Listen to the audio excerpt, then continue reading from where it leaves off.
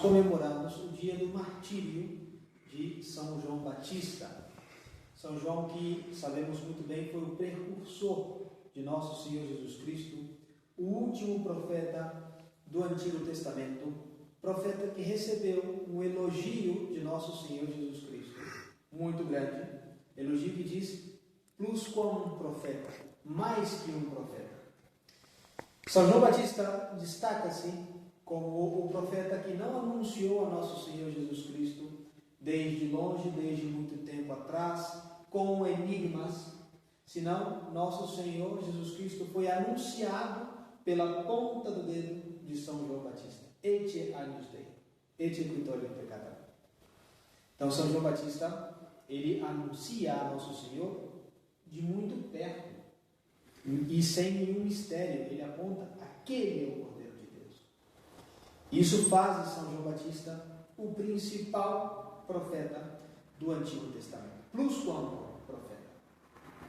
Porém, outra coisa que engrandece a esse grande santo da nossa igreja é o fato de que ele tenha sido um precursor também da maneira com a qual nosso Senhor Jesus Cristo morreria, entregaria a sua vida, combatendo o pecado.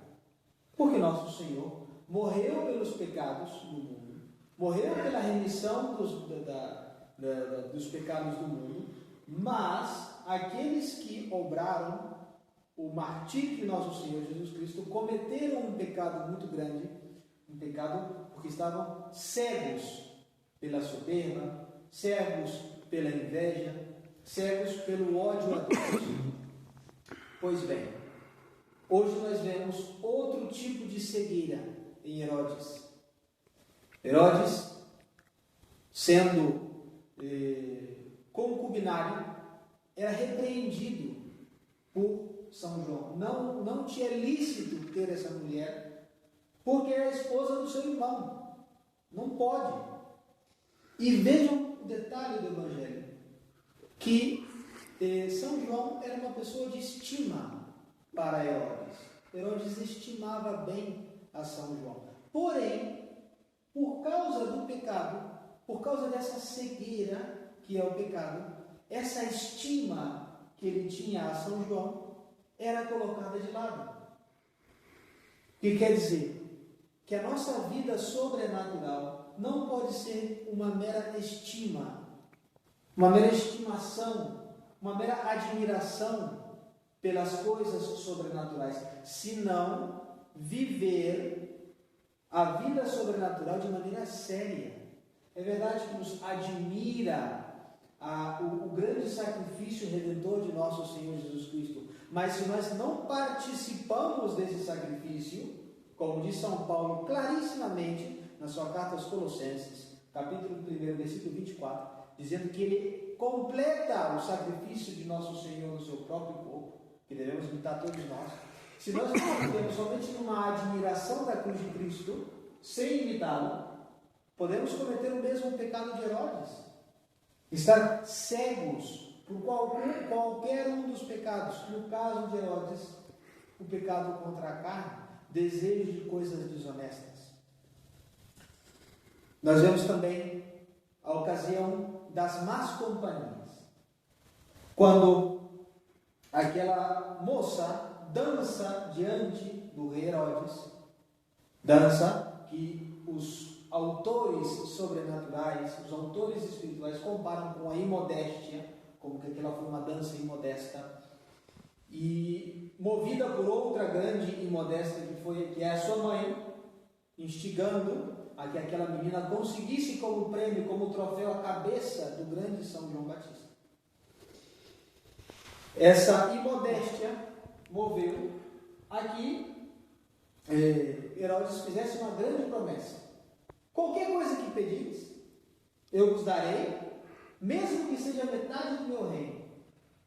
Essa fórmula era muito usada nos reis da época de Nosso Senhor e antes também, como uma promessa de um grande presente, mesmo que seja metade do meu reino. E, mal aconselhada pela sua própria mãe, aquela moça pede a cabeça de São João Batista. pede o martírio do principal profeta do Antigo Testamento. E Herodes se entristece com isso. Por quê? Porque São João Batista era da estimação de Herodes. Mas, movido pelas más companhias, ele fez aquele grande pecado. Propter ius jurandum, diz o Evangelho, por causa do juramento que ele fez. Ou seja, ele achava que era impróprio de um rei, diante de todos os seus comensais, não cumprir aquela vontade, que era exatamente contra o que Deus mandava, contra o que aquele grande profeta anunciava. E por que ele fez isso? Em primeiro lugar, pela sua cegueira sobrenatural, e em segundo lugar, pelas más companhias. Porque se Herodes era como era, imagina os seus amigos.